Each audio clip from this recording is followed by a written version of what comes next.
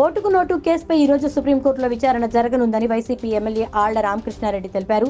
అయితే ఇది ఓటుకు నోటు కాదు, ఓటుకు కోర్టు వ్యవహారం. స్టీఫెన్సన్ అనే ఎమ్మెల్యేకి ఎమ్మెల్సీ ఎన్నికల్లో ఓటేయడానికి ఆయనతో 5 కోట్లకు డీల్ కుదుర్చుకున్నాడు బాబు.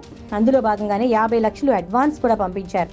ఆ విషయం కేసీఆర్ తెలుసుకుని నిఘా పెట్టిస్తే విషయం మొత్తం బయటపడింది. దాంతో చంద్రబాబును, రేవంత్ రెడ్డిని అరెస్ట్ చేయాలనుకున్నారు. ఇదంతా ఎందుకంటే తెలంగాణ టీడీపీని కేసీఆర్కి వదిలేసి ఆంధ్రకి వచ్చి సెటిల్ అయిపోయాడు. రామోజీరావు వీళ్ల సమస్య మధ్య సెటిల్మెంట్ చేశారు.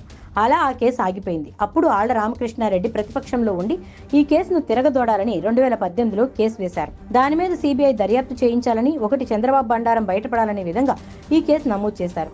ఓటుకు నోటు కేసులో తెలంగాణ ఏసీబీ ఈ కేసును సరిగ్గా విచారణ చేయడం లేదని, అందుకే ఈ కేసును సిబిఐ దర్యాప్తు చేయాలని కోరారు. ఆళ్ల అలాగే ఈ కేసులో చంద్రబాబుని నిందితుడిగా చేర్చాలని కోరారు. రెడ్ హ్యాండెడ్గా ఆడియో వీడియోల్లో దొరికిన దొరలా తిరుగుతున్నారని, నోట్ల కట్టలతో దొరికిన వ్యక్తి తెలంగాణకు సీఎం అయ్యారని, నోట్లు పంపిన వ్యక్తి సీఎం కావాలని తిరుగుతున్నారని ఆరోపించారు. మరి ఈ రోజన్నా కేసు విచారణ జరుగుతుందో లేదో చూడాలి.